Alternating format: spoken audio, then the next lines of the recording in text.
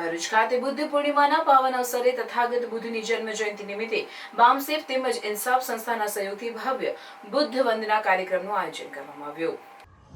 આ કાર્યક્રમ બાબા સાહેબ આંબેડકરજીની પ્રતિમાજી પાસે રેલવે સ્ટેશન ભરૂચ ખાતે યોજાયેલ। કાર્યક્રમમાં વિશાળ સંખ્યામાં ભાવિકોએ હાજરી આપી તથા ગત બુદ્ધને વંદન કર્યા હતા।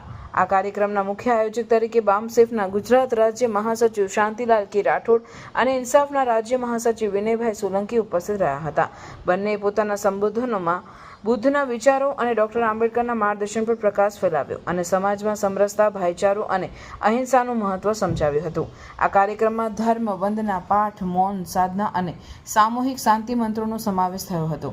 તેમજ બહુજન હિતાય સુખાયના માર્ગ પર ચાલવાની અપીલ પણ સંસ્થાઓ દ્વારા લોકો સુધી પહોંચાડવામાં આવી હતી।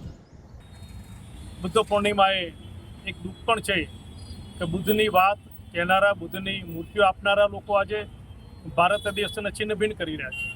ભારત દેશને હિન્દુ રાષ્ટ્રની અંદર કન્વર્ટ કરવા જઈ રહ્યા છે। ભારત ક્યારેય હિન્દુ રાષ્ટ્ર હતો નહીં, ક્યારેય ભારતની અંદર એવી કોઈ સિસ્ટમ નથી। બુદ્ધ હતા, બુદ્ધની એક પ્રક્રિયા હતી, એમનો એક સંદેશ હતો, એમની એક સમાજ રચના હતી અને એ જ પ્રમાણે આ દેશની અંદર બધી વ્યવસ્થા ચાલતી હતી।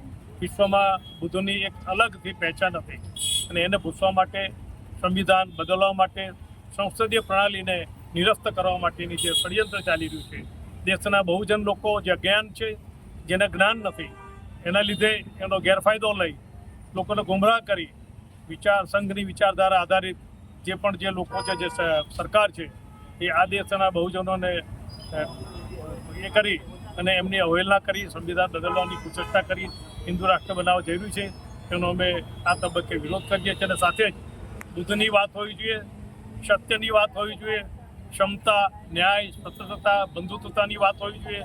અમારા ફંડામેન્ટલ રાઇટ, જે મૂળભૂત અધિકારો છે સંવિધાને આપેલા, અમારી સંસદીય પ્રણાલી જળવાઈ રહેવી જોઈએ। આ અધિકારો જે સંવિધાન અને બુદ્ધાએ જે આપ્યા છે એ અકબંધ રહી, એ 3 પ્રતિજ્ઞા લઈ અને અમે બુદ્ધની મુવમેન્ટને આગળ વધારવા પ્રયત્ન કરીએ।